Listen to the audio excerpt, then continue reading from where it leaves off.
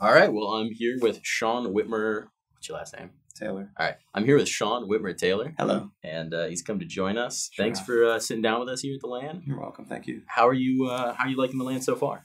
It's awesome, dude. It looks like the old CPLs. You know, like these like little lands or whatever. Like they're stepping up. Nerd Street popped out, and Mad City. Y'all did all right. Yeah. Y'all did all right. Is this your first time out to Chicago? Yeah. Yeah. Mine First time too. here. How you like the city or St. Charles? Well, St. Charles is lit.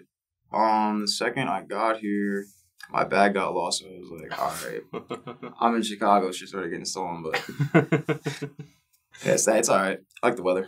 Yeah. Yeah. It's been beautiful, sunny. I did not expect that. I expected rain and snow. Yeah, It's looking pretty good. So you're out here with the X1 Mob, True. which has been the name that you and Jasper have been playing under with all your mixes. Mm-hmm. That's the excellent already. What's the story behind the name? So I don't really know like all the deeds. You want to talk to Jasper on that one, but essentially that was like his like old like tri-state land team from 1-6, and like it was like the same 5 people at every land back then. Like there were so many lands, so he was like, "You can tag up," and I felt on it. You joined the squad. It's like Jasper's thing. Yeah. Yeah. I How think did you get this iteration of the team? Because I know you and Jasper have been playing together a lot, but how do you bring in the other 3? So I got added to a Twitter group DM, and then those were my teammates. Okay. I was the last one added. So Was it just like who was the kingmaker? Jasper? yeah, always. Always. He's got the connects. Yeah. All Jasper does have the connects. Sure. Yeah. So you guys I mean you're looking pretty good. You came through groups. You fought through groups pretty late last night. Sure did. Smacked through pretty quickly. Well, we were smacked. All right. I mean, but how do you like your chances going into bracket play? There's some good teams here. I'm not losing. You're not losing? No. You feeling it? Op is Swift? I don't know yet. I gotta find out today, but I mean, just gonna do what I do. We used to do. Back to the roots. So a little while ago, you announced your full retirement from League CS, from competitive League CS. There was a little bit of drama on the tail end of that, and now you're are you? What drama? Well, just like leaving rosters. Oh yeah. No, I mean, last 2 years have been drama, right? Yeah, the normal stuff with CS rosters. Mm-hmm. But so what really triggered it? What was the catalyst for you deciding to retire from league play? Who was I talking to? I was on a road trip to Florida. I was in the car for like 14 hours, and I was just like writing it up on my phone. But somebody like said something to me along the lines of, somebody important. I guess it was not too important. I would have remembered. But they said like, you know, like essentially just along the lines of like, if you're not happy on a day to day, if like you're not loving what you're doing, then like you shouldn't. And like I love playing CS. I would love to be a pro CS player, but like in the headspace that I was at, it was for like, bro, I grinded through everything for like 2 years with no breaks. You know, like when I say everything, like, you know, I take responsibility for my full career and the downfalls and ups and everything, but like got unlucky a few times. So yeah, I just needed a step away from it. I might come back. I don't know. Okay, I kind of wanted to touch on that. So it's sort of a temporary retirement to figure out where you're at. Yeah, I mean, I just needed to catch up on like real life stuff. You know, I had to like pay off fines and get my license back and do a bunch of real life boring stuff. Yeah. Security. Well, that's good to hear. Is that working out now that you're retiring? How's the headspace? I mean, are you? Oh, I'm so much happier, dude. It's Yeah? night and day. Yeah, it's night and day. I'm making better decisions. Just on a day to day. I cleaned my house for the first time ever. You know what I mean? Like, it's way better. Learning how to be an adult. Mm-hmm. I feel like I needed to do this. Like, if I were to come back, just to ascertain the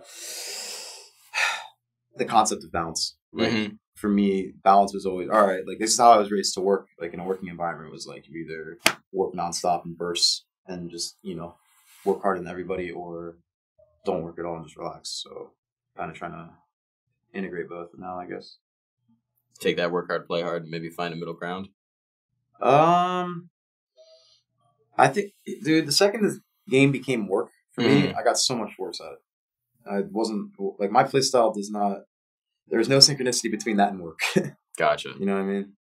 Sort of lost the spark and precisely.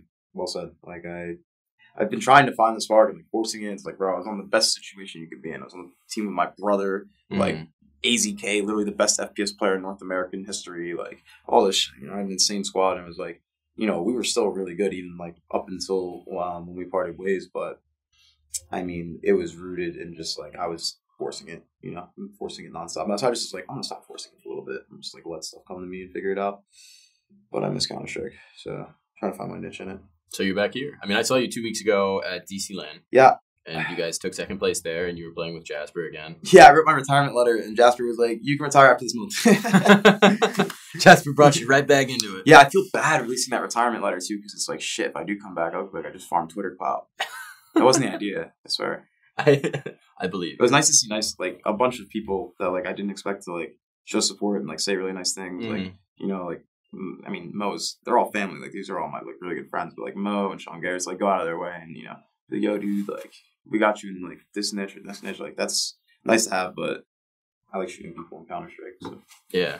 It can be kind of a nice reminder too, because this community can be a little harsh at times and pretty toxic at times. It's a nice reminder that fundamentally there's a lot of good people here. You know. No, of course. I mean, there's good and bad people everywhere, right? It's kind of easy to find good people in the context of like everybody's passionate about the same thing to the same degree, and when there's like a mutual respect of like just like intrinsic intelligence as a human, which obviously carries over to your progress in CS, then it's really easy to have like respect for each other and, you know, be good friends and get drunk. Yeah. Okay. So it sounds like things are stabilizing for you a little bit personally, and About time. that's good to hear, man. Yeah, thank you. Good to hear. You touched about in your retirement statement. There was a bit about touching about a conversation with Richard Lewis. Yeah. So what happened? All right. So, which website does this get posted on? This would be on the Nerd Street YouTube. Oh, word. Okay, yeah. So I was off of Bean at the after party, and I walked in and like, you know, it was no one cares around after party, but like it was very apparent. Yeah. And I didn't care, but it was like I have loved Richard Lewis forever. I've known him since I was not known him, but I've known of him since you know, he had his own site and he was doing reports for free in store since I was like 11. So I always had like an insane respect for him, and he gets so much backlash, and like I feel like I do too. And the people that I see as real are always going to, especially in like the culture of you know, Reddit. Yeah. But Richard Lewis is very like reactive. a very, very, very wise man, and like, you know, he kind of just sat me down. And you know, I'm not gonna go into like the personal details of it, but it was a very brisk conversation. But he essentially just like, you know, when someone just looks at you and like they just could tell you more about you than you could. You know, he was just asking me a question like, how the fuck did you do that? You know, and he was like, you know, he told me to DM him on Twitter to follow up when I like cleaned up a little bit, whatever. And yeah, man, Richard Lewis, he's a fucking awesome guy. Lots of respect for him. Really smart. Like, if you listen to Richard Lewis's words, good things will happen. Okay. Yeah. It sounds like it was an important conversation for you. Yeah. I'm glad I remembered. That's also good. Yeah. So you sort of, I mean, since stepping away from league play a little bit, taking a little bit of a breather, you've been playing these LANs, you've been playing local LANs, and you're sort of exploring your niche. Yeah. Have there been any other avenues that you've sort of taken a peek down so far? Not necessarily in terms of like actual steps were taken. It was more so, you know, I just considered options that were like other people had suggested in the scene, and things that I think would just align with my personality / what I want to do, whatever that is. So that was like casting, color. You know, I think I would be a good coach. Probably not analyst, because that's like the same kind of thing as, you know, IGLing or shit like that too. Yeah. And yeah, man, I DM'd a couple Twitch guys to be a DJ at an after party. Like, I always want to be around this, you know what I mean? Like, whatever it takes, but I don't know. We'll see. I haven't taken any like actual steps. I just need to plunge in one and see if I like it. If not, go to the next. But at the end of the day, I'll probably end up playing again. Sounds like we might be throwing you on the microphone here at some point. What do you think you're gonna? A good time. What do you think you're gonna bring to the mic? Probably one too many curse words, a couple fourth bad jokes that are gonna make people cringe. That's what it's all about. And some great insight as I talk over my play-by-play commentary. Yeah, that sounds like a good system. That's something to look forward to right there. And in coaching, so you worked with James IRL. You mentioned he's the sickest coach ever. Oh yeah? Do you want to talk about that a little bit? Yeah. What he brings to a team? Yeah, I think. Okay, so within a week of James IRL joining our team, mind you, he was unpaid. You know, he I don't know if he quit his job or something, but he was working for us. You know, none of us had a salary or anything. We were getting paid. And within a week of joining, we had a Google Doc that was like 109 pages long with like YouTube links, like scrim notes, recordings, like set up pictures, dude. Like, it was literally like, I'm going to make this idiot proof for you guys. And like, he had really next level shit, and he was super, super enthusiastic. Like, I think if there's a model for a coach, it's James IRL in my head, you know? I think him and Balance contrast a little bit, but I mean, you can definitely like James IRL is a super, super, super intelligent CS player, like super intelligent, and he's really good actually. He's nuts, but really good guy. My favorite coach for sure. Okay, and that sort of inspired you to maybe look into that path, see if you can. Well, yeah, because I was in-game leading, right? Mm-hmm. So so me and him were obviously had a very close relationship, and we see the game in the same way too, which is cool. Which would beg the question why weren't our results better? But in any case, yeah, I mean, he suggested it to me, and like I have one or two connections around in the scene, hopefully. A couple people. I feel like the coach role in North America is like really just people aren't doing it right. Like I feel like some coaches are just like doing like conventional, like what they need to do. And I'm not saying they're good or bad coaches. I just think like going the extra mile, like that's what a coach should do, right? And I think that just stems from being like a really easy person to talk to and get on the same page with, which is why James is so good. Which is why I think Valens is a really good coach too. Who else are coaches in NA? I'm a pet. I like Oso Random. Oso, he's good. I'm a pet. I mean, come on.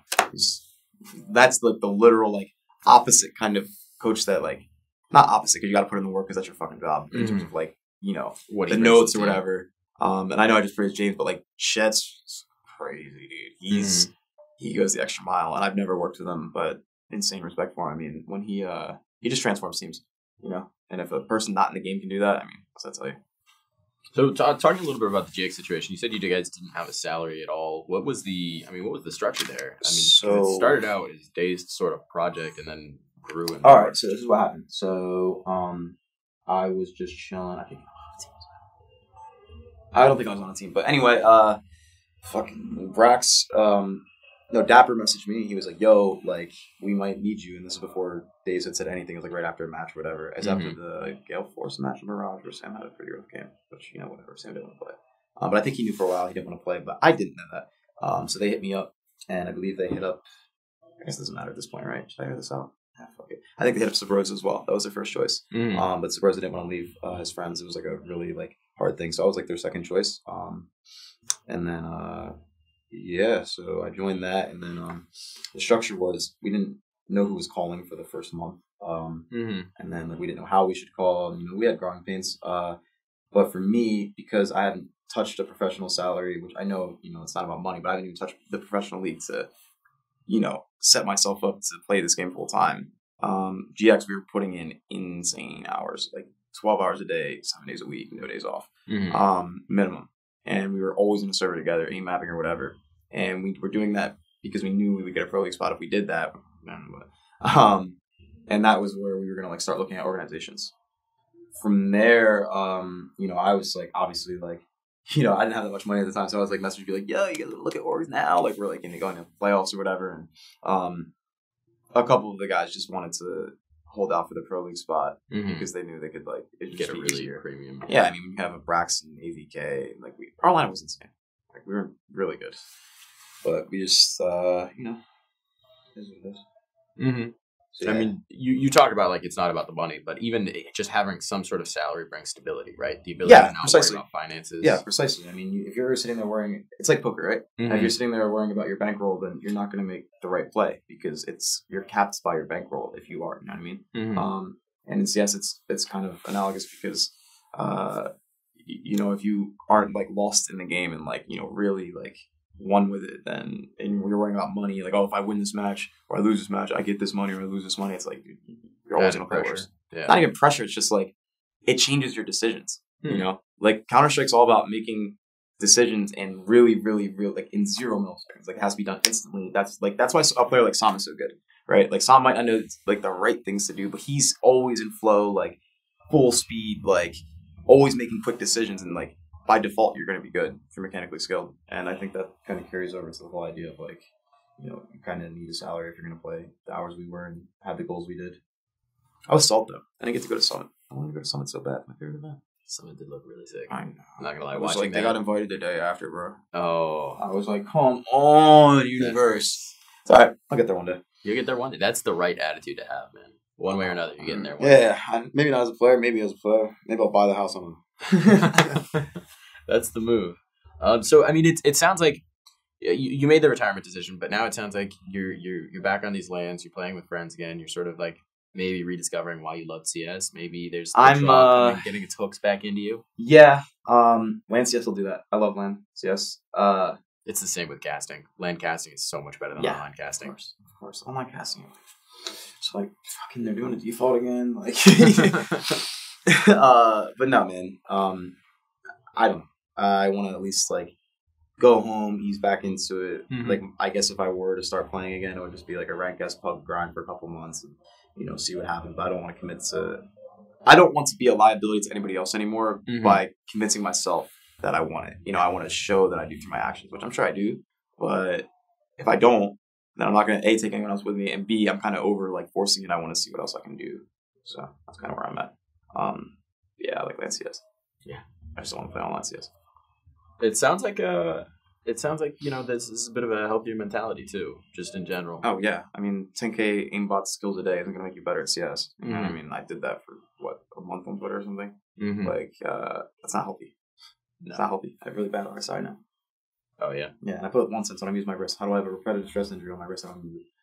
That's a lot of bots. Yeah. So, sure is. Last thing I want to touch on, I mentioned it before, but I saw you 2 weeks ago at the DC area. Sure did. That was fun. That was fun. It was my first time in DC too. Oh yeah? Yeah. Oh, you got to come out. I'll show you around. Let's get it. Did you guys do a little touristing? We went to this corner shop, and this kid wanted me to buy him cigar wraps, and then I went back to the Williams Center because I got scared. Got to spend a little more time in DC next time, man. Yeah, I might make it to the White House next time or something. Yeah, dude. It's a cool city, but can we... I'm just dropping my notes. Fuck it. Goodbye notes. Can we expect to... Okay. Can we expect to see you popping up all over the East Coast circuit?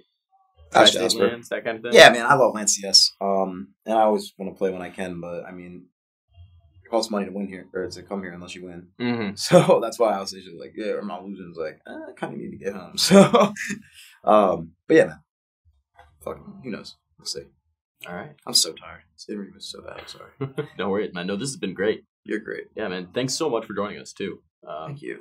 We're going to get you on the mic at some point. That'll be fun. Cool. And, thanks for coming out, man. Thank you.